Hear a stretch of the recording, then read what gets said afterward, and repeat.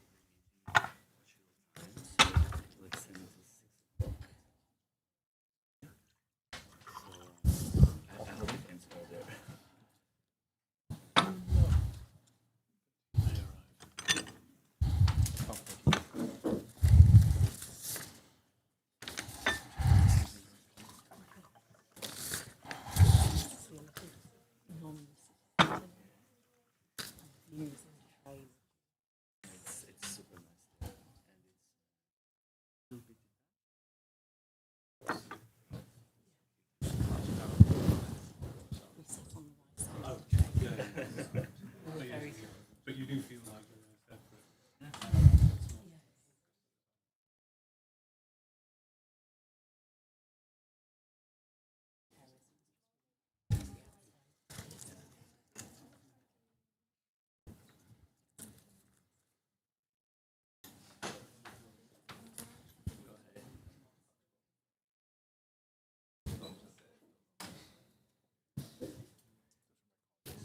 Yes. All right. Excellent. So you brought a team? We're here with a project. Okay. Good. Shall we start? Okay. Mic is on. Well then, very warm welcome to this seminar here on the politics of European rearmament. The seminar, of course, is part of PRIO's European Security Week. And the background, I think, is known to all of us. We have, since Russia's full-scale attack on Ukraine, massive defense spending. We have spending that is used on supporting Ukraine, filling stocks, boosting defense capability in Europe that has been long neglected. But we also had a second shock, if you want, with the Trump administration, the second Trump administration, and the feel of abandonment in Europe, the sense of kind of withdrawal from our most important security guarantor, which has then again boosted the willingness to spend more on defense, but also to look at how we Europeans can work more effectively together. So this is kind of the background for our seminar. And before I head on, I just want to remind everybody that we are recording this event. So welcome also to those who are following us online. Here in the room, there are fire exits there and there. For those of you who are following us at home, you need to look at your own security exits and make sure you get out if need. We can take care of that. But here in the room, we want to discuss this with a great panel of experts. And I'm happy to introduce them shortly, but you can find their CVs and their lists of publications also online, linked in the program, the projects they're working on. So make sure to do that. Then you can read much more interesting on the things we are discussing. We have Martin Chovanczyk. Close enough? Close enough, yes, okay. Assistant professor at Masaryk University. He's specializing in European security, defense policy, but also with a particular focus on Central and Eastern European countries. We have Nick Marsh from PRIO here, has worked on arms control, arms procurement, but also on the political dynamics that's shaping European defense. Jocelyn Maudsley, professor at European politics at Newcastle University, also an expert on defense policy, military procurement, and the development of Europe's defense industrial base. And last but not least, Bruno Oliveira Martins, also hear from NUPI, senior researcher here, studies European security governments, security implications of technologies and EU's evolving role as security actor. So, great panel. I want to also remind you that you all have also collaborated on a number of publications. Some of them you can find here, recent reports, articles, as I said, on the publication list of these researchers. So make sure to check this out. Perhaps start with a more general question. A key actor in the rearmament of Europe is, of course, the EU. Has been there before as an actor. Question now is, are they profiting from this massive rearmament? What is their role? Is the EU genuinely useful? And what is this role? As a funder, regulator, coordinator, are they setting strategic directions? Bruno, if you want to start. Yeah. Okay, thanks a lot. I think this is a welcome opportunity, in Norway to discuss the role of the EU. I think that on the one hand, for obvious reasons, but on the other hand, I think we have overcome the point where people in Norway could think that EU issues do not apply to Norway. So it's really important that we have a discussion about how the EU matters, if it matters, to what extent, etc. So the first message that I want to give is that member states still matter massively. So we will be talking a lot about the EU as such, and I'm very happy to give all sorts of details about how different programs, institutions, actors matter. But the key message is member states matter quite a lot. So this really needs to be on the table. But what we have been witnessing over the last years is that the organization of the power has been redesigned towards giving more power to the European Commission. And this is a a relatively new development that we can talk more later on. It's very important to understand that the agenda setting powers and dynamics, they are very political. So if we look back in history, the problem of the EU has not been the lack of instruments, tools, policy measures, etc. It has been either the lack of resolve or political deadlocks that are, just a result of the European political system. But in recent times, for example, when it comes to the COVID vaccines, for example, we really saw the European Commission stepping up and acquiring, new powers, or at least exercising powers that have been established then for many years. And in the field of defense, we have a very good example, which is the mutual defense clause, mutual assistance clause, Article 42, number 7, which basically it's, in a very simplistic way that we can also deconstruct afterwards, but it's almost like an Article 5 for the EU. It has been in the EU treaties since the revision of the Treaty of Lisbon. Okay, so 2007 and then enter into force 2009. This is something that goes back to the treaty that established the Constitution for Europe that didn't materialize eventually. But basically, this is to say that for more than 20 years, this clause that is, quite central has been there. But we saw a few weeks ago the French president saying, we need to have a debate about what this really means, in practical terms. So it has been not about the tools, but about the capacity to do something about that. I would summarize, what I think are the key roles of the EU. So one has to do with fostering a pan-European solidarity that goes beyond the differences across member states. Okay, we have in the room people that live in different parts of Europe. From Finland, the Czech Republic, or that come from Southern Europe. Threat perceptions are fundamentally different, but the existence of the EU enables overcoming a lot of those differences. Then there is a role of coordination, which is something that has, grown in recent years in terms of, what should states acquire in terms of military procurement, etc. But also, and final thing that I'll say is the role of the EU as a regulator. Okay, and this becomes quite relevant when we are entering a phase where AI is becoming so relevant also in the military sphere. So if we have, in afterwards we can go a little bit deeper into that, but I would say that these are the key functions.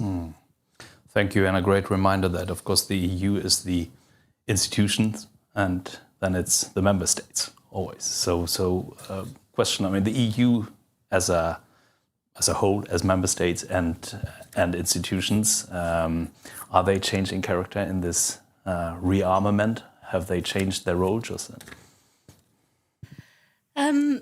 Yes and no. One of the first things Bruno and I wrote together was a firm rebuttal to the idea that the EU had nothing to do with defence until the Treaty of Saint-Malo. In fact, it did. In fact, the myth that the EU never funded defence-related projects until very recently is just not true. They have been doing since the 1970s through the dual-use type projects. So I think a lot of the current rhetoric about the EU being a peace project that has been somehow catastrophically derailed is a little bit ahistorical and just wrong. So I think that's quite important. I'd utterly agree with Bruno, though, that the EU does not have the monopoly of governance over defence. There is a lot of powers still in the hands of member states. NATO plays an important role, even if politically NATO, under the second Trump administration, has lost some of its obvious charms, shall we say. But the EU has to attract to its projects and various initiatives. And that's quite a challenge, because for the biggest states, they still spend more individually on things like defence research than the EU does through the EDF. So the incentives to cooperate have to be really quite good, shall we say. There's also the problem that some key actors are outside. So many of the actors like Canada, like the UK, like Turkey are not EU member states. And that also, I think, provides a certain incentive to ad hocery, that you want certain countries on board. You can't do it easily through institutional structures, and ergo, you try other ways. So that's also important to remember. But in terms of the EU's role, I think it's an increasingly important funder of defence research and innovation. I think it's a really important actor in stimulating defence funding, not necessarily via the EU itself, but via the money that it opens up. So via, for example, the initiative to get the European Investment Bank to change some of its lending criteria, which has then trickled down to other banks. So, I think actually that's probably the single most important thing the EU is doing right now. I would say on regulation that the regulatory tendencies of the European Commission were very strong in the 1990s, 2000s, when they wanted to make sure the defence market looked very much like the single market. They never succeeded. But much of what they put in place, they're now trying to roll back because it's actually really inconvenient to their own hopes and aspirations during this particular period. So less on the regulatory side. If you think about the defence omnibus they brought forward, that's a profoundly deregulatory set of legislation. But nevertheless, I think the Commission has a lot of ambition. I think it overstepped the mark in some of its communications about 2 years ago, and the member states pushed back. And since it's been, since the departure of Thierry Breton, it has been less vocal about some of its ambitions. But nevertheless, it's an important actor, but I think particularly on the provision of funding or the enablement of money. So not all the instruments have been established after 2022, of course. I mean, several of them have been established years before, or even in the Lisbon Treaty of 2009. Martin, if I ask you, do you see a change now? I mean, has there been a development in the way the EU is aiming, or has the ambition to lead in this field, to take not only a bigger role in among the many institutions or actors contributing to rearmament, but are they aiming at a leading role? Thank you. I would fully concur with the fact that the EU is a lowest common denominator of those precise powers that states are willing to share in the absolutely core function, which still is defense for every single nation state. And the European Commission has become more vocal in expressing exactly that we are not here to take over, that we are not here to govern this entire process. We are here to facilitate, we are here to de-risk, we are here to provide financial assistance, innovation, drive, joint project support, joint research incentives, etc. And really in the last 2 years, last year, the Commission, anytime it speaks through DG DEFIS or through any of the commissioners related to that, has been very vocal about this. And clearly that's the backlash that Jocelyn was mentioning, that states expected a bit more because the Commission was heading at a very fast pace, and then realized, well, that this is maybe going a bit too far. And we can see that in the discussions for the new MFF, the multi-annual financial framework, where the funding, the large funding for defense ended up under the European Competitiveness Framework, the ECF, which gives the Commission a bit more power. So it's sort of a compromise that the Commission will get to choose projects that are going to get funded, but doesn't take this out of the hands of states to a degree to which the Commission could really say, we need strategic enablers, particularly airlift, and that's what we're going to focus all of our money from, and take away that power over procurement from nation states. Procurement will, for the foreseeable future, still stay a very national prerogative. There's very little the EU could put on the table, because what we're putting on the table is 150 billion euros in the next framework under the ECF. And like Jocelyn mentioned, and Bruno as well, compared to national investment in defense, that does move the needle, but it doesn't sway the needle, right, for national government decision making. So I think that's where the EU currently is, and it has fulfilled a very specific role that we needed it to fulfill at a time where governments started scrambling for money at very tight national budgets. Despite our increase on defense spending, which country in Europe isn't strained on their pension funds? Which country isn't strained in their debt to GDP ratio? So it's not like we have endless amounts of money to spend on defense, and countries are very careful, from the biggest to the smallest. That goes for France, that goes for Poland, that goes for any country in Europe, basically. And that's where the EU plays a very crucial role, and I think it's accentuating the financing, the regulation role, where it has a multitude of instruments that are also applied in the civilian sphere. So the EU does know how to get the market going, how to attract some capital, how to design funds that are able to support innovation or follow up on the Draghi report, essentially. So I think that's where the Commission is currently, and where it's headed in the foreseeable couple of years. Nick, funder, regulator, coordinator, where do you see the EU? Where's the main role? Yeah, I mean, I agree with everything that's been said so far. So, I mean, I can just add one role which hasn't been mentioned very much, and that's trying to do things that national governments aren't doing, particularly, and that's the EU's role in encouraging sort of greater European focus to procurement, encouraging cross-border collaboration between European states, trying to fill gaps in European production capacity. It's stepped in particularly with ammunition. Spending about €500 million, targeted on ammunition production capacity in Europe, and also specifically earmarking funds for joint procurement. Again, trying to encourage European states to work together more than they have been, and in particular also targeting money for Ukraine and supporting investment in Ukrainian industry and trying to sort of integrate Ukrainian industry into Europe. And these things are things which national governments will probably see as a good thing potentially, but somebody else's responsibility, and therefore the EU plays that role where national governments aren't focusing.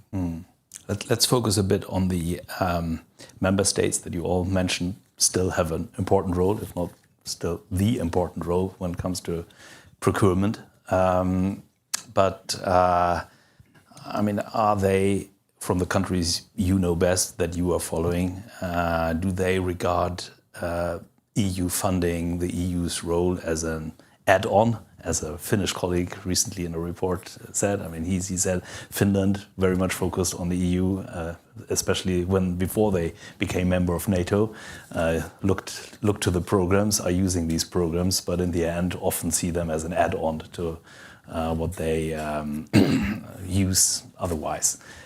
Jocelyn, the role of nation states and how they actually see the EU.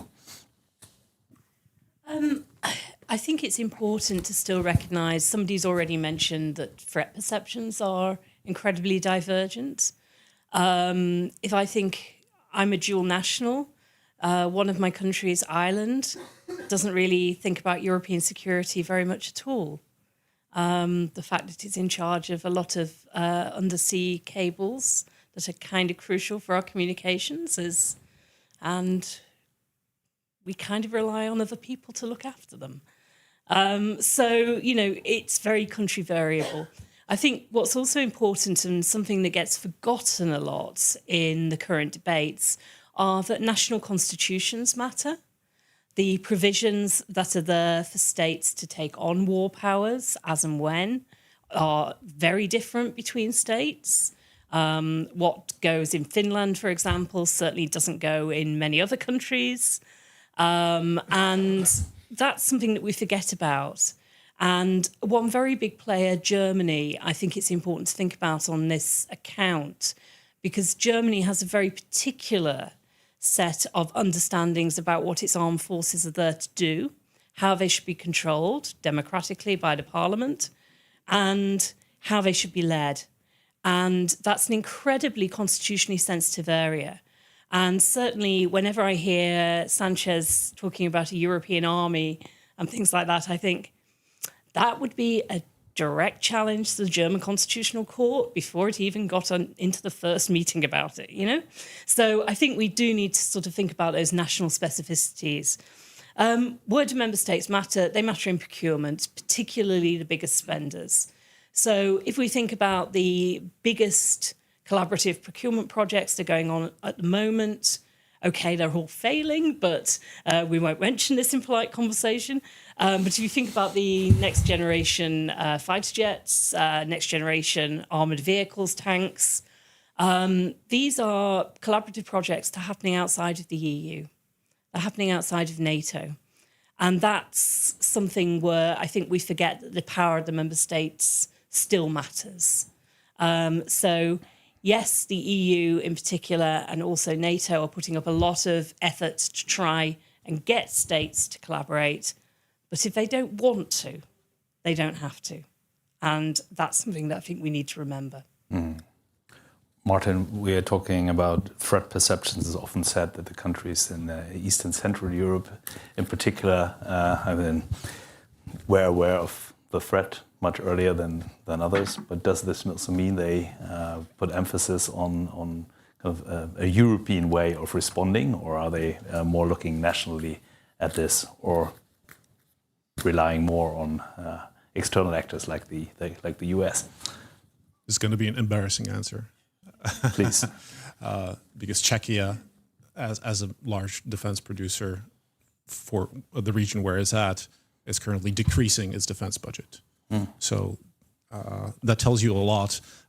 Poland, we'll see, depending on how the next elections go, whether it's able to actually follow up on its massive defense programs that it is dumping large percentages of GDP into, and whether that's sustainable, that's really hard to tell. But you bring out a very, very important point in this whole constellation, and that's, are we ready to divorce from the US? And that pretty much defines the role for the EU. Because much like in the Nordics, which I think in terms of threat perceptions are very close to Central and Eastern Europe vis-a-vis Russia, it's not an easy divorce. It's not an easy decision of taking the defense partner that used to be the backbone and currently still for the majority of systems that are highly crucial and hard to replace and high tech is still the chief partner. And swapping that to European partners is not easy. And unfortunately, France and Germany aren't making it easy either. Because in this run-up of defense rearmament, of course, they're looking to their own capacities, their own capabilities. And that means buying French and in France, buying German in Germany. And this ends up being essentially missing the opportunity for collaborating with these states, whether it's the Nordics or it's Central and Eastern Europe. And that then dictates, well, what do we see the EU as being able to fulfill in this triangle constellation? And when you talk to government representatives in these regions, the answer is we are still not sure. We're still not sure. We know that there's money there, there's support there, there's regulation there, but sort of swapping that, and maybe like nobody mentions the mutual defense clause as a serious thing in these regions, which is surprising because it's been there for quite a while. And the fact that it needs to be brought up by a Western state and by French representatives, when in fact it should be the ones that feel the threat perception the most, and the EU is there and has it, they're not appealing to this clause essentially at all.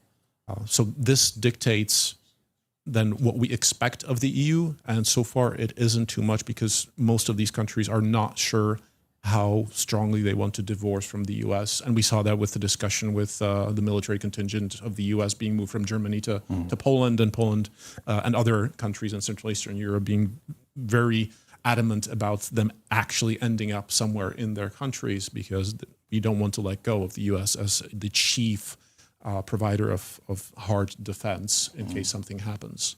And that relegates the relationship to the EU. Bruno, you mentioned Norway. We're not here. This is not the main topic for the discussion, but still an interesting case in what Martin just discussed. I mean, a country that really relied, perhaps more than many others, on US security, and now has to look to its European partners and to decide whether it needs to be closer in this in European defense more generally, and also procurement projects, and making sure to find an access. Is this a sign that also the other countries that are not part of the EU, accepting the EU more as a player, or is this still a hope that the US is still there and we can continue in the way we did before, many national projects, the EU as an add-on, as I mentioned, and or do you see a change? I see a change, but it's a change that is not abrupt. I think that an increasing number of key people in Europe are thinking the long game. It's, you know, as we've been discussing already throughout this European Security Week here at PRIO, we are in a moment of transition that nevertheless does not allow a full disengagement from the US. That is just, you know, operationally, materially, technologically impossible. I also would say that some people probably think that they are hoping for a change in the administration in the US, hoping to go back to some kind of normality. But I do believe that probably, enough people in Europe have thought that this is systemic. This is not just a one-off case when it comes to the U.S. disengagement from Europe.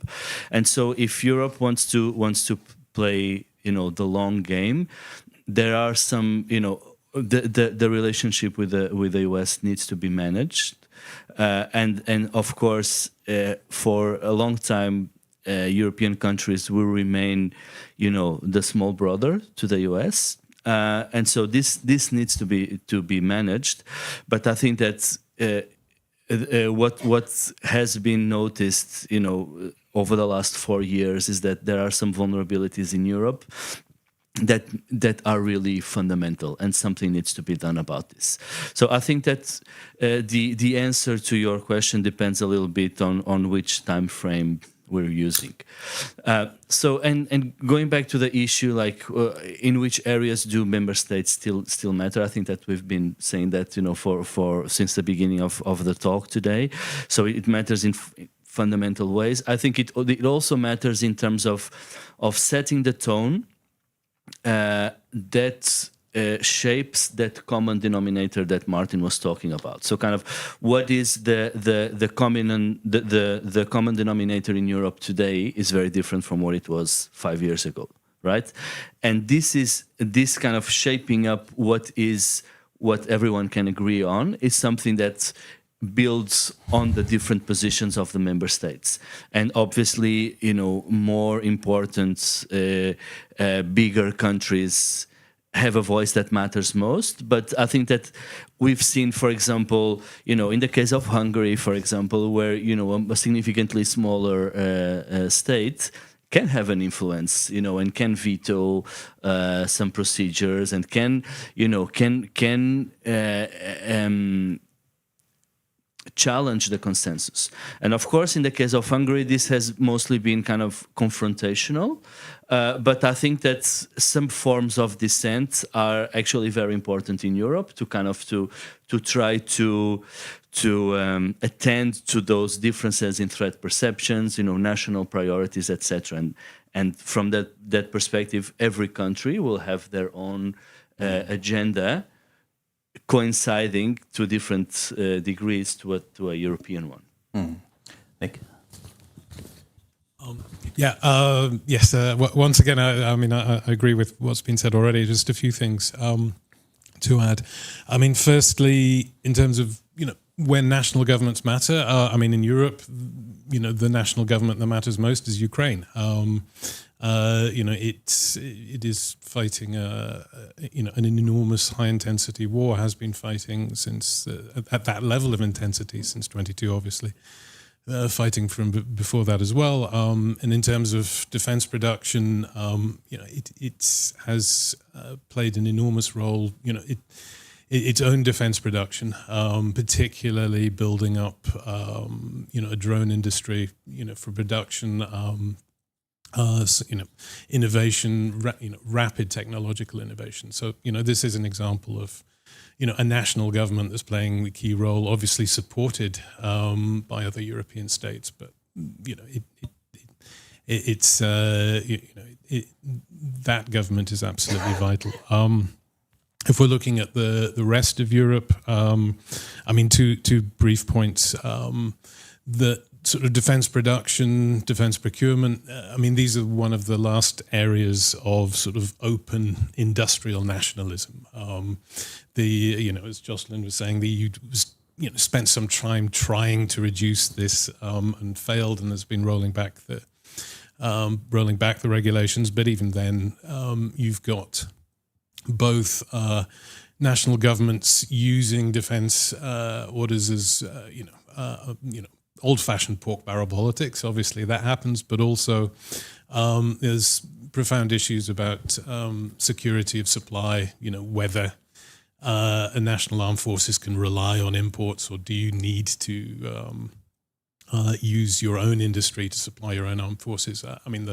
the most strongest example of that I can think of is, the French nuclear forces. Unlike the British, they're not importing those. They're producing them in France because they want to have that security of supply. And then secondly, you've got national armed forces set their own operational requirements. So as much as the EU or NATO, for that matter, wants to encourage coordination, cooperation, because all the actual decisions about what to buy, what to order are made in National Ministry of Defence, it's inevitable we're going to have a lot of fragmentation within Europe. Bruno, I think you were into this already, but if we circle a bit out and see of what is happening over the last 3-4 years, also perhaps in a longer perspective, are we witnessing a kind of more profound change of the way European security is organized, is changing? I mean, all of you have looked at this also in your publications, in your research, also from a theoretical angle, putting this into IR theory, different perspectives there. Is this more than just a knee-jerk reaction to some strategic shocks, or is this also a way that countries, actors, industry, politics, seeing European, the way Europe cooperates, has to cooperate in a different way? I think that my answer today is probably slightly different than what it would have been 3 years ago. More mitigated, more nuanced, but I would still say that we are witnessing a fundamental change, and I think it's fundamental because not only because of what the EU is trying to do, but also because of what member states are doing. So, kind of if we look at defense expenditure, for last year and for this year, and what is forecasted, in several key countries, it's a general increase. Okay, of course we can compare, we can choose the unit of analysis for comparison. We can compare against what was promised, and then in many cases you would see that kind of it lags behind, or you can compare against other countries in other parts of the world. But if you compare it to how it was 5 years ago, then it's quite significant. I would also say that in a European context, this is, from an analytical perspective, this is interesting because, as Nick mentioned already, there was this idea, or Jocelyn, sorry, that, Europe as a peace project, okay? Which is something which is a perception that was very much shaped with one very crucial event that happened in 1954, which was the failure to establish the European Defence Community. So kind of when the European integration project started, we have this, the treaty that is, the treaties of Rome that established the European economic communities, the Euratom Treaty, etc. But then we also have a treaty that established a European Defence Community. Okay, which would kind of be the sort of a military pillar of the European integration process. Okay, they talked about the creation of a European Minister of Defense, European Army, and all of that. But this was something that failed. So the treaty was signed in 1952, but then failed the ratification in national parliaments, particularly in France, and this basically derailed the whole process. And this meant that the future of European integration would not be about explicit engagement with defense. But what we have highlighted in our research is that this didn't mean that nothing relevant happened. Particularly in from the 70s and onwards, we've seen the EU. It was still not called EU back then, but the European integration process fostered a lot of projects that dealt with dual-use technologies when it comes to space, for example, when it comes to communications, etc. And so, if we look back in history and if we see kind of the long arc, things are more nuanced than just, there was a defense taboo, nothing happened for 50 years, and then, suddenly things changed just like that. It's not like that.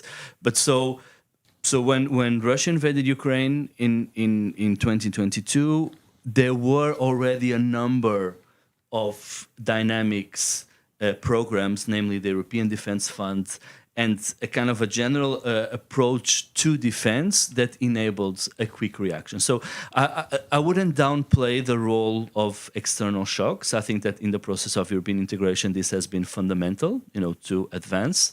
But it's more than that. It's not just a reaction to something that happened. It's part of longer processes that have been taking place for many decades. Mm. I see you're still writing comments. Nick, anything to add on that? Yes, certainly. I mean, in terms of the sort of what we're seeing, whether it's a long-term transformation. I mean, I guess the answer could be yes, but I mean, in terms of the yes, we're seeing increased defense budgets across Europe. Obviously, some more, some higher increases in some countries than others, but the general trend has been an increase. There's a renewed focus on defense, either of national territories or of European defense, which certainly, if we were to go back 10, 15 years, was definitely in the background. And 15 years ago, everyone was concerned about the war on terror, counterinsurgency, etc. And now that's been replaced. As mentioned, we've seen a major change in the role of the EU, which, as with all other EU processes, when the EU takes over competence, it doesn't give them, it doesn't retreat. So I think that's permanent. Practically, we've seen European states take over the financial burden of supporting Ukraine. Trump, has stopped the military aid. They're supplying arms, but they're being paid for. Lots of people at the time were assuming, okay, well that's it. That's it for Ukraine. It wasn't. The Europeans have taken over that burden. And that's a sign of deep commitment. And also, if we're looking at opinion polls, again, there appears to be support within the population of the EU for the EU having, a security role. So that's the yes. With the but, we've got still a lot of fragmentation, a lot of differences in the attitudes of European states. Very different attitudes in, say, Finland or Estonia compared to Spain and Italy. I mean, obviously, proximity to Russia is the greatest example, but also, I mean, Martin can talk about this some more, but concerning Central and Eastern Europe, again, we've got Poland taking a very active role, but also, we can't forget about Slovakia, Hungary under Orban. So there's a lot of different perspectives there. There's a big question. I mean, we'll probably talk about that some more as well, about the dependence upon the US, and going back to the industrial issues, particularly dependence upon technology, industrial production in the US, and how long it would take Europe to actually become independent, and whether people are willing to pay the costs and actually want that to happen. And also big questions about, all the trade-offs between military expenditure, civilian expenditure. Again, Martin was talking about that earlier. Going back to, Orban, there's big questions about, the electoral sustainability. I mean, the EU was able to get round, and Hungary being obstructive, by having lots of ad hoc arrangements and sort of manoeuvring it. But if we were to get a larger group of states playing that role, it might be much more difficult. Anyway. Before we talk more about specifically countries closer to Russia, different threat perceptions, and also the US. Jocelyn, before we started this panel, we talked a little bit about teaching EU. You teach a lot. I mean, what do you teach now? Do you teach that we are entering a new phase? And when you look at the history of the European Union, which Bruno laid out, when did the change happen? What are the major turning points? Is there continuity? Or would you say, listen, students, what's happening now? You're witnessing a new transformation. I mean, what's the narrative? Yes, I'm afraid what I teach has changed quite considerably. So I teach a large undergraduate module on the European Union, and I used to teach things like the common fisheries policy and the common agricultural policy. How can I put it? I don't anymore. And I would say a good third of the course now is about the European Union as international actor and the major implications of the war in Ukraine. I do think we were only discussing this yesterday, Martin, Nick and I, that when we talk to our American colleagues, they don't quite get how different it feels in Europe now. They don't quite understand, perhaps, that 2022 just ruptured something for us, and that's really important. And I find it very fascinating, and apologies to anybody who was in favour of Brexit in the room. My students are adamantly pro-EU and will definitely vote to rejoin if they ever get the chance. But they very much see it as a way of managing the continent of Europe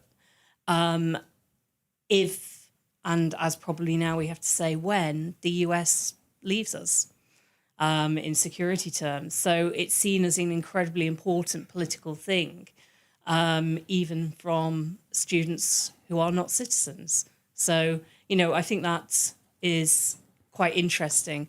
And I would also say that as I am editor-in-chief of European Security, one of the main journals on this, and the sorts of articles that we now get submitted are so different to what they were 3 or 4 years ago.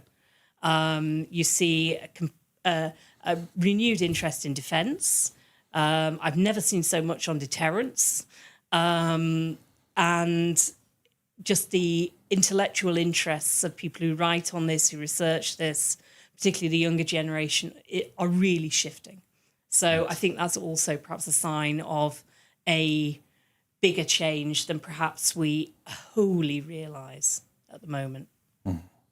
Martin, before we head on to these external shocks and what they produce, do you see a similar change in the way you choose your topics, you teach? Do you see a transformation? Really, 2 comments to that. There's a lot to be said about we're not building on a green field. If you look at many of the programs, they started in 2016. They started after Crimea, is when the EU started to look at defense as, hey, this is something we should be paying attention to, and the member states starting seeing the EU as a vehicle to actually get some common and joint action on that. So 2022 is an abrupt change in what Nick mentioned, and which is really important, and which hopefully Jocelyn's journal will soon publish on, is that we've collectively reconceptualized. We see defense industry and defense production and our own capability of defending ourselves, dare I say, our strategic autonomy completely differently as the public, and it doesn't matter whether it's Joe public or it's more informed expert public. We've come to the realization that not many years into the future, we have to be way more self-reliant. We have to plug the gaps, and the size of the national markets is just not enough to cut it. If we go in on our own, there's no way we can pay for it. And this call to joint action has percolated throughout the public, and I think that's what's perhaps driving the comments on, well, is the EU continuing to be a peace project? because it was presumed that it was more a peace project just because of where the majority of the money and attention went. And that doesn't mean that defense wasn't somewhere on the sideline always. And we had CSDP, we had deployment missions, we have battle groups, we still have battle groups, right? So this activity was still there, but now it's front and center, and more of the general public in Europe is recognizing that this is something that we absolutely need, and this is something that needs to get pushed to the front. And I think that is a change that really, like Jocelyn said, that's not easy to comprehend from across the pond. But here in Europe, it's palpable. So I think it gives a great impetus. And something you all underline is that, there have been many shocks on the way to which the EU member states, institutions have responded. Brexit, the double shock of Brexit and Trump 1 administration, led to some reactions from the Europeans, from the EU. I think PESCO was a direct reaction to that at the time. But then again, Trump 2 has perhaps been one of the biggest shocks that really changed also the sense of urgency with which dependency on the US is realized now, how far we are behind, how much we spend actually on US material, also after 2022. In many member states, they continued buying what's on the shelf, what's available, what's quick there. But Nick, given how far we are behind, especially in areas like AI, satellite technology, space, is Europe on a good way to? Is it able to close the gap? That's a very good question. And as you mentioned, there was a large dramatic increase in imports of arms from the US, going into Europe after 2022. A large proportion of that was Europeans having to rely on US industrial capacity, just because that industrial capacity just didn't exist in Europe to produce the quantities that were needed by Ukraine. But also you've got European governments spending a lot of money on equipment for their own armed forces. In particular the F-35 jets. And when you import weapons, sophisticated weapon systems, you're also getting decades of dependence upon that supplier. It's software updates, it's maintenance, it's components, training, all of these things. You're locking yourself into a supplier for a long period, which is very difficult to get out of. It's not impossible, but then it costs a lot of money. And the problem for Europe, the long-term one, so far it's failed to organize production, independently. What we've seen is a kind of odd system in which, there was a lot of European production was geared towards exports to customers outside Europe, and then importing a lot of arms, particularly from the US to fill, gaps. And so there, if Europe is to be much more independent, it has to reorientate that production, those arrangements to, producing for European governments, which is, impose some costs, is difficult. In terms of where the advantages are, where it's much more difficult to be independent. Europe is now the leader globally in sort of military drone systems because of Ukraine, basically. And, the Ukrainian technology is much more advanced than US technology, for example. There's areas where, Europe has been able to build up production, particularly ammunition, for example. It's got a lot of production in naval systems, some in, land warfare systems. But there's other areas of long-term dependence. You mentioned space. The US industrial advantage in space, a large part of it down to Elon Musk, particularly systems like Starlink, is going to be very difficult, very expensive to replace. Other things such as software, particularly artificial intelligence. Again, US has got a huge advantage there. And again, Jocelyn can talk about sort of advanced jet fighter aircraft, where Europe's got ambitions, but whether these can actually be realized is difficult. In terms of the trade-offs, the advantages for buying from the US is speed. The production is just, it's larger, it's much more quicker. There's military, there's capability. The US is producing things, as I said, that Europeans aren't. There's also an advantage for interoperability. If you've got lots of European armed forces flying F-35s, that makes interoperability between them much easier. There's lower costs, and there's also an long-term argument for Europe is competition. If you've got, if you end up, for example, with a consolidation with Europe, single European companies, economists get very nervous about monopolies, or cozy duopolies, between say two or small number of companies. So, the European option to buy American means the European producers have to, be much more concerned about costs, innovation, etc. Okay, Jocelyn, right to you. Is there? We can break this down to different capabilities, different sectors, but then again, also, is there? What are the strategies to reduce dependency? Are they kind of need they be long term, or is there something you can do out of a sense of urgency quicker? I'm for once going to be the optimistic one. Good. Okay. I have a sense that at the Munich Security Conference this year in January, that the transatlantic relationship broke. A number of people who I would put in the box as absolute firm transatlanticists are now expressing doubts in ways that I would never have expected them to. Friedrich Merz being perhaps the most prominent political example. I don't think as Europeans that we can rely on Americans voting the right way every 4 years. It's profoundly dangerous. We might want to think happily that in another, 2 years, how many months and how many days, that there will be a Democrat in the White House and we'll all live happily ever after. The trouble is that there is very little signs that the Republican Party thinks any differently than Trump. If you look at his party in Congress, his party in the Senate, there's so much support for these anti-European views. I think we just need to accept that. And that means that we have to reconceptualize our security arrangements.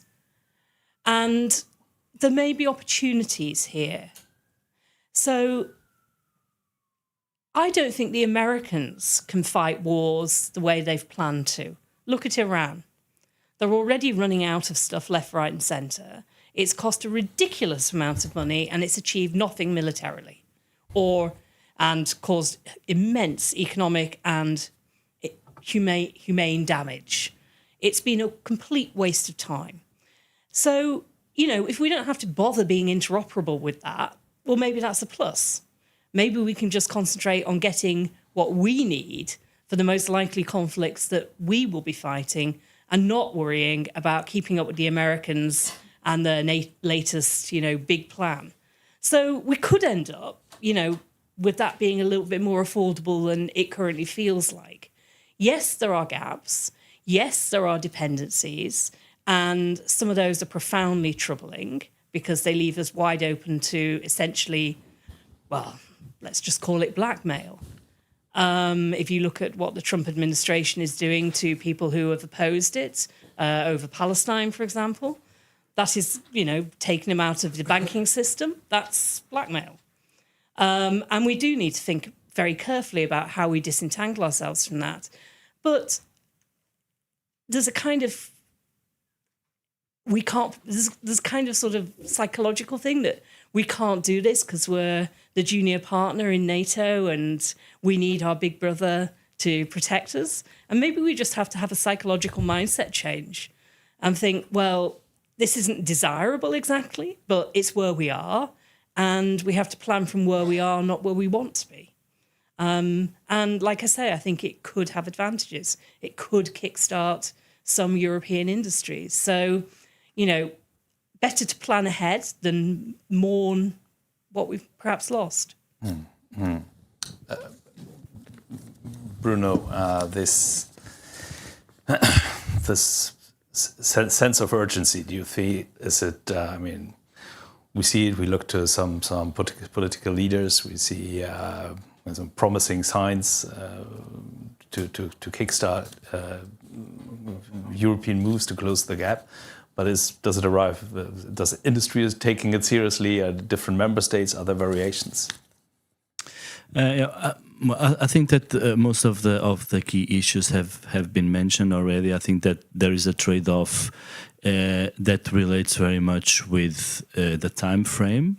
Okay, like are we considering the short-term vulnerabilities that we have and we need to find solution very quickly, and or are we thinking kind of more mid-term, long-term, etc. So kind of I think this is very important, and this the awareness of these differences is something that should shape decisions. I fully agree when we say that Europe cannot be dependent on the results of every fourth year American elections. I think that's. I hope that enough people have realized that in Europe by now. I also have an unsettling sense that I think that we'll still see a lot of very bad and disturbing and disruptive things happening in the next couple of years. I think to me that's when it happens, it wouldn't be surprising. So I think we can expect something happening Venezuela style in other country. I think I would bet on that. I think that the stakes are high also for more disruption when it comes to Greenland, etc. These things come and go in the political agenda, and we are all overwhelmed because these are really fundamental. Just the mere thought that the US would bomb Iran while they were carrying some negotiations is just mind-blowing. So we don't have the capacity to comprehend everything that is happening. But it was just a few months ago that we had this rhetoric about Greenland, for example. And these are not small things. I think that a kind of intervention like the one in Venezuela is it's a reminder of how things used to be in that part of the world a few decades ago. But for example, the issue of Greenland, I think it's fundamentally different. Like when we are talking about, a territory that is part of a NATO country, like this is uncharted territory, but I think that we'll see more of that. So I think I think that there is a general awareness that we will not going back to where we were a few years ago. Greenland, in a way, one of many wake-up calls we should have realized as wake-up calls. Want to move over and ask you a bit use your expertise on Central and Eastern European countries in particular, and ask you, Martin, about the way the relationship with the US is seen there. This is interpreted in the same way. The need to get less dependent on the US, and at the same time, is there enough trust in European partners to actually build a credible alternative? Understandable. Hoping beyond hope, as has been already mentioned. The dependency that Nick mentioned is quintessential here, and the F-35s, which were a knee-jerk reaction across Europe, but including Central and Eastern European countries, whose defense budgets, just in absolute numbers, aren't that high. Like relative to GDP, they can be whatever they want to be, but in absolute numbers, they aren't that high. Just the F-35 purchase across that zone and F-16 purchase across that zone ate up so much of the defense budgets. So much for decades going forward. So that was a buy-in at a time where there was like the expectation that we're still with the old rules of the game in NATO. And that has changed since. But most governments are locked in. And these programs will continue eating up significant parts of the defense budget going forward. So that influences decision-making to a great degree because now it's just grandfathered in. Same goes for long fires, HIMARS, and these systems and satellite, where the dependency has been built up over decades. And while in my previous answer I said we're reconceptualizing in our minds what the EU is for and how we need to think about European defense, etc., it's a big ship to turn. It's a very big ship to turn in terms of policies and dependencies and path dependencies that are already built in. And for the U.S. and the relationship of the Baltics with the U.S., Romania, Bulgaria, Central and Eastern Europe, the U.S. has been the chief defense provider for such a long time that pivoting away is just going to take quite a bit of time. But we do see it happening in their careful, but some investment into, hey, these European things make sense, our collaboration makes sense, and we need some autonomy from that, maybe Starlink. But put it this way, how many countries have switched from Teams and Microsoft Office in Europe? Although the Commission has repeatedly said, like, we need to swap to European or open source and not funnel AI information into AI models in the US or data that we don't control. And most of us still haven't done that, right? So it's a very slow ship to turn, and defense particularly, and Nick, this is a really key point.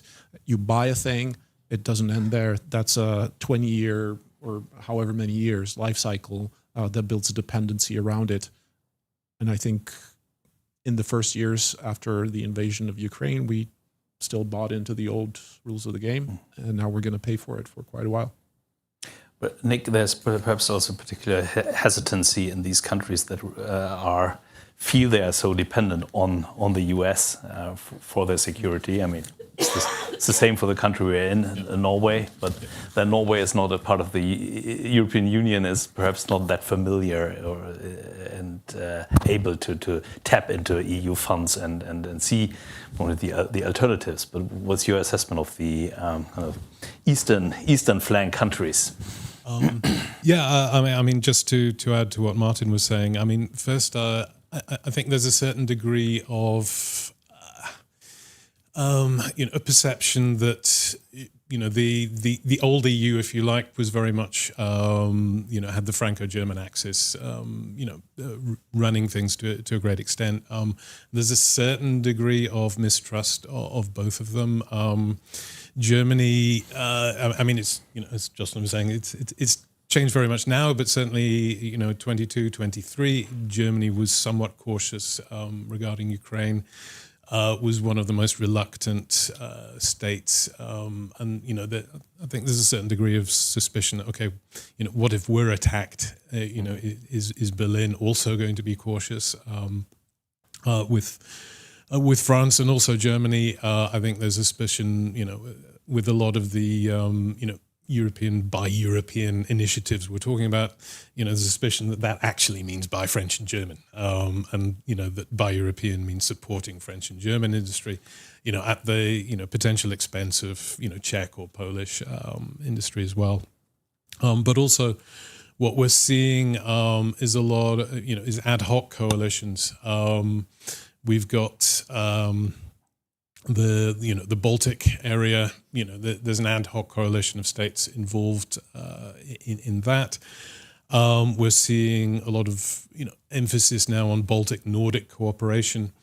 So the links outside of Brussels, Berlin, and Paris are probably more fertile than within the sort of traditional centres of the European Union. But then the European Union could also help establish things that haven't been tried before, like the famous drone wall, or thinking into new technologies and funding it. Or can they? I mean, what's your assessment, Jocelyn? Is there a reason for also Eastern flank countries to believe that the EU is actually giving so much added value to defense that they can rely a bit more or be less worried about US withdrawal? Yeah, I can't really be that optimistic. I think there's a genuine problem, and I'd agree with everything that Martin and Nick have already said.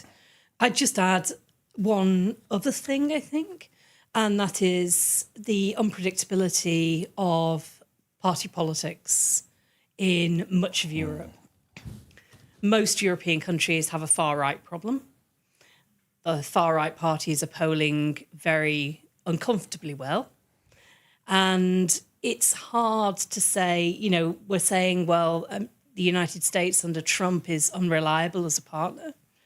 But what would France with a Jordan Bardella regime look like? What would Germany with the AfD in power look like? How reliable would the UK be if Nigel Farage took office as Prime Minister? And I think all of the smaller countries who are making, you know, calculated decisions on where to go, they have to take that political uncertainty as a problem. And, you know, that's something that we tend not to talk about too much, but we probably should be. Because I think there are things that could be done, certain guarantees that could be given. And interestingly, a lot of those guarantees seem to be being given in bilateral defence and cooperation agreements that have mushroomed in number in the last few years. So perhaps that's also a factor that those of us analysing this need to take into consideration. Do those extra treaty guarantees provide something of a reassurance that goes beyond what the European Union can offer financially? Bruno, I know you have to leave it a bit early, but hope to have time to kind of bring in your thoughts on these topics. Sure. Well, I can react to what has been said. So, regarding the drone wall, I think that there is a very interesting article by a colleague of ours that shows how who comes from Lithuania, Justinas, that shows how the intention to build a kind of a drone wall or a drone protection. I don't like the wall metaphor very much. It gives a kind of a sense of impenetrability that doesn't really apply to drones. But anyway, where kind of Lithuania really wanted to kind of to want that protection because there were so many balloons and stuff coming their way, and in drones as well, and it really just failed to convince the Commission that this was actually very important, and eventually, you know, this has gained a lot of traction, you know, since September, more or less, last year. I think that the issue of European countries being a source of instability, of unpredictability, is crucial. Thanks a lot for bringing it up. I think it's when we talk about, for example, Martin mentioned how some of the precursors to these European initiatives happened in 2016. You know, this was also kind of in a environment where the possibility of Brexit emerged and then eventually actually materialized. So we also know that internal disruptions can be. Internal shocks can also be shocks, you know, right? Perhaps one message that I would like to leave on this topic is that in order to and we have been talking about how it seems like, according to many polls, pan-European polls, Eurobarometer, etc., European populations generally favor, you know, taking defense issues more seriously, supporting Ukraine, etc. I think that we need much more involvement from the society in these debates. I think that certainly we need more oversight from the Parliament, both the European Parliament and the European Parliaments. I think this is crucial, but we need more than that. Like we've seen how in recent years, most European countries have gone through electoral cycles where issues of European rearmament, European defense, they really rank very low, in importance, and in some cases are really generally absent. And this is everyone's responsibility. So it's the responsibility of politicians, but also responsibility of the media. These issues need to be discussed, and also something that is very important is that kind of different voices are brought into the processes. So the European Union and the Commission, they try to be very inclusive about the input that they receive from civil society or interest groups when they kind of define a new strategy or a new policy. That is very welcomed, and I think that's very important, but it doesn't happen regularly enough, particularly in the member states. I think that a few voices are still predominant, voices from the industry, voices from the military.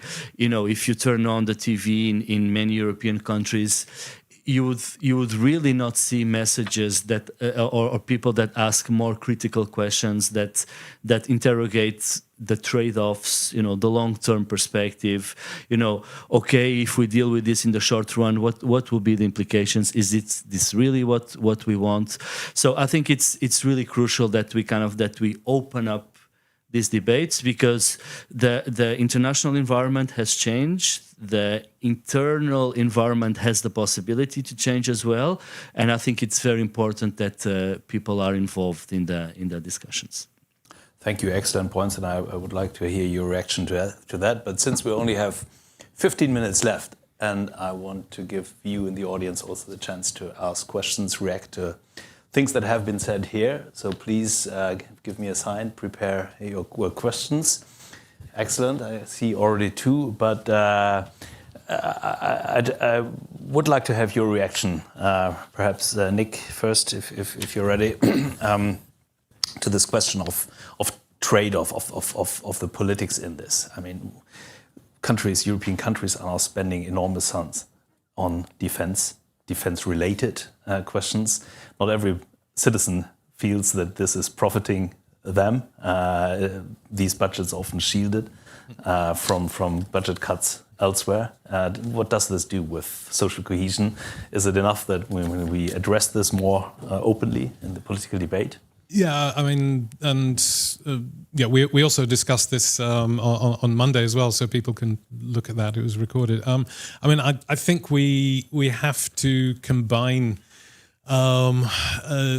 all of what we've been discussing with emphasis on societal cohesion, societal resilience. I'll be as brief as I can, but you have to have societies that European citizens think are worth defending and think that are working for them. And if we're looking back to the Cold War, the Cold War was also the heyday of the European welfare state, which to a large extent was dismantled in various countries, after the end of the Cold War. And, perhaps, if we're talking about European defense, we need to also talk about European social protection and have, societies, as I said, that people feel like they have a stake in. Martin?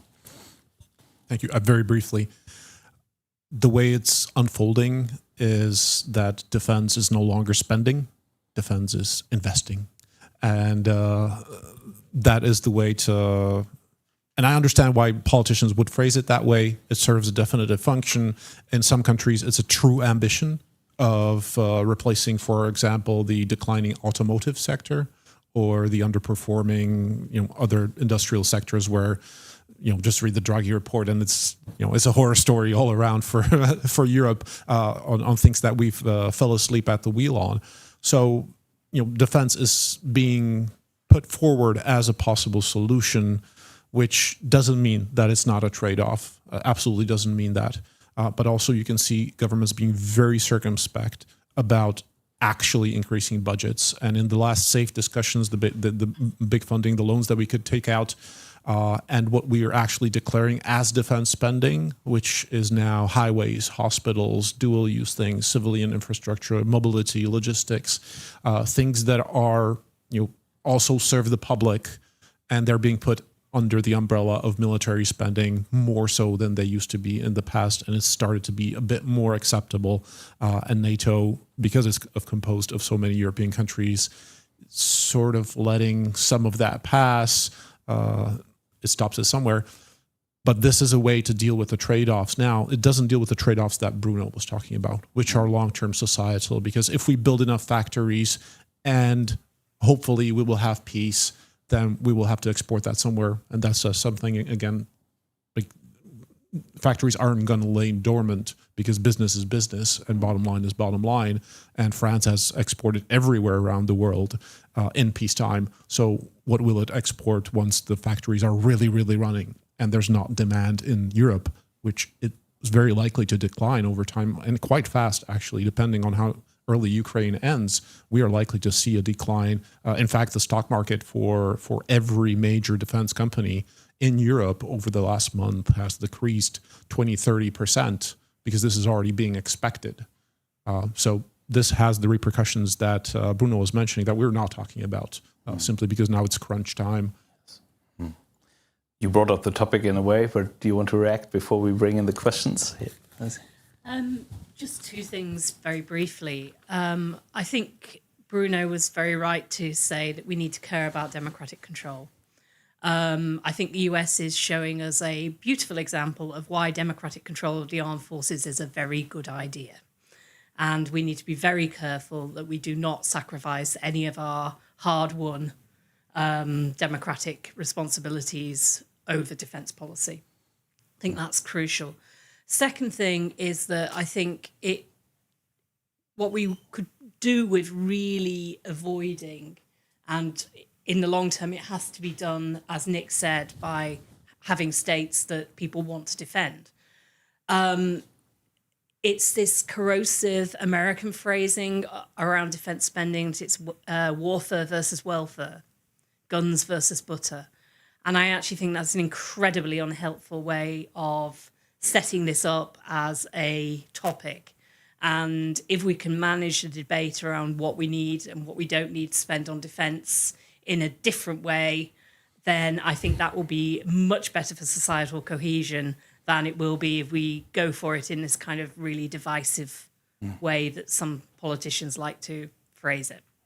Excellent point. And then I saw two questions here. One was there. We'll start with you. Please, if you also state who you are and then there. Thank you. My name is Xenia. I'm a researcher at the University of Oslo, and I am curious about the participation of non-EU members in sort of EU defense procurement. And since Jocelyn brought it up earlier, maybe this question is slightly directed to you. Do you have any insights into the extent to which non-member states were consulted or sort of brought into the process of designing these instruments so that they could then also contribute and participate even though they're not formally part of the EU institutions? I think we have enough time to respond directly to questions.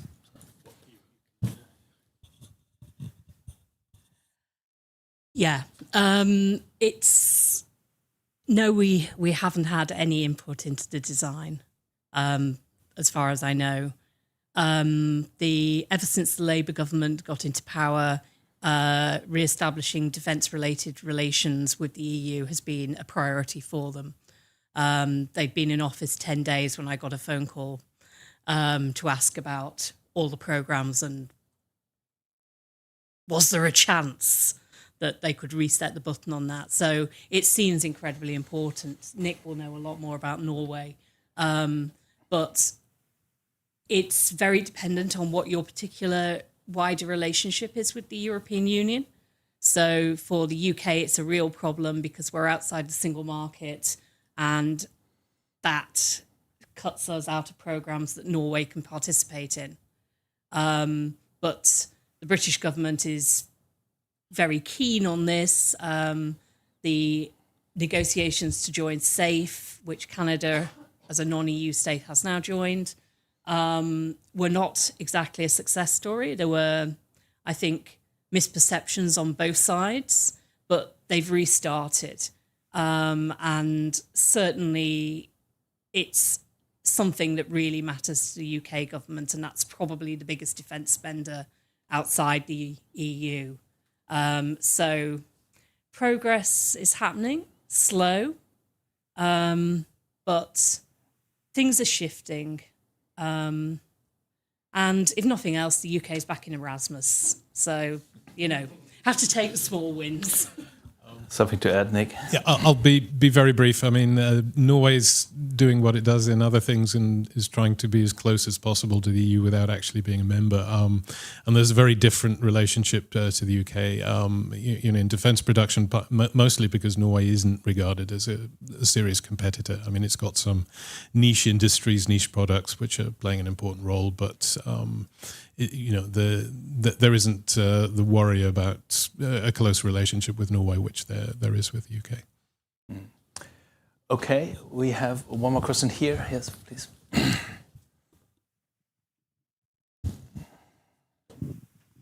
Oh, thank you. Martin Jirušek from Masaryk University. I have a more general question. I'm afraid that this is going to be a recurring theme of this conference, but I'm going to ask anyway. Jocelyn, you said that the transatlantic relationship broke. And I'm going to push aside my own opinion on that. I'm going to play the devil's advocate at this point. And this is not a question just for you, for the whole panel. Do you really think that? Because you may also say that the transatlantic treaty is still there. The Article 5 is still there. The NDAA, the annual budget for the US military, maintain basically the same commitments for the European troops. Of course, we now see that there is a tendency to reduce or replan the deployment, etc., etc. So, do you think that the relationship really broke, which means that at this point at least, the rhetorics overcomes the commitments? I think it's like we can rephrase the question to also, well, is the rhetorics, the way we say things, stronger than the way things are? Because, it's still been as much as it's quite incredible. It's still been just less than 1 year and a half since Trump assumed the office for the second time. But do you think that that so many things has changed so much that we can label the relationship as broken already? Thank you. Excellent, thank you. Justin first, but I would like also to hear Martin about this. I think the big question for Europeans is, can we actually rely, if war comes to another European country, that the Americans will be there to support us?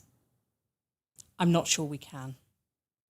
It would be very nice if they were, but can we actually now rely on it? And I think why I'm a pessimist about what's happening in the United States is I've been shocked by how fast their institutions have crumbled.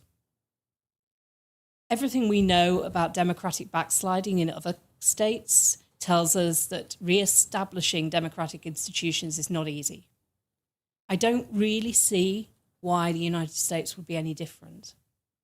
And it's that, I think, that gives me more worry than the rhetoric of Trump. That's here today, gone tomorrow. That doesn't really matter. It's the damage that's been done to the American institutions, the amount of bipartisan officials who no longer work for the US government, the lack of expertise in so many areas, the fact that so many of their ambassadorial posts remain unfilled. So all of that disruption and damage to their institutions, I think, is going to take a lot more time to re-establish than we would like to think. And I think that's why I'm so pessimistic. It's not really Trump, it's that underlying damage. We have one more question coming up, but Nick and Martin, briefly, your comments. Is it broke or is it breaking? As quick as I can. I mean, the post Second World War sort of foundations of the West, if you like, based on free trade, development aid for the decolonizing states, the developing world states, and mutual security ties. All of that has been dismantled from the US side. US aid has, been, its budget's massively cut. Free trade is over. We have tariffs being used as a political tool. And the security relationships are also being dismantled. That's where we are. And it's not just, the security, it's the whole, system which was built up is now, being dismantled, and it's very difficult to recreate those kind of systems. So I'm not too optimistic. The consensus that arrangement which existed within the US is gone. So certainly there, if there's a Democrat in the White House, in the future, if there's a Democratic-controlled Congress, things might get easier. But we can't assume that will last for very long. Thank you. Very briefly, two things. I've lived in the States for a long time. States are exceptionally risk-averse in defense. Defense is a long game. Defense is what I plan to be able to defend myself with in 15 years. And that might mean that the relationship necessarily isn't broken, but transitioned to a transactional relationship that we weren't used to, and no longer is this, in our minds, the security provider that we can absolutely rely on, as we have for decades throughout the Cold War and after it. And I think that in and of itself merits that, that it's broken, because the trust is gone, and whatever is done to repair that trust might move the needle back the other way, but that will take an enormous effort. And I think still, governments in Europe will be suspicious. I mean, De Gaulle was suspicious already when the U.S. was, and this is important because that's a major state. And if Germany, like Jocelyn mentioned, is getting on the same boat, that's going to dictate, the next decades. And I think, therefore, I would agree. It's mostly broken. I promise to hear the last question, please. Thank you. My name is Linn Brenna. I work for the Norwegian Defence Material Agency, and thank you for a very interesting conversation. My question is, we often speak of reducing Europe's dependency on the US. We have done this today, or you have done it today as well. But if we turn the perspective around, are there any efforts within the EU to increase US dependence on Europe? And to what extent could this improve Europe's position towards the US? And is it realistically achievable or desirable? If you can't answer that right now, this would be a great question for a next panel or even a research. So thank you for that anyway. But I give you the chance, perhaps, Jocelyn, if you want to go first. I don't know how much we can go over time, but we should take 2 minutes. I'm not an economist, but don't we own rather a lot of their debt? Yeah, very good question. I have to admit, I don't have an answer. But yeah, that's a very good question. But in the interest of time, I'll hand over to Martin. The US has been very open about, if we kick them out of our market, they're going to kick us out of their market. And it's definitely not the case that the US is independent of our supplies. But also the size of the market dictates that they're able to replace us. So it's not true dependence, right? On our side, it's dependence. On their side, it's not really dependence. And the question is, how do you muscle the American defense market to buy your product?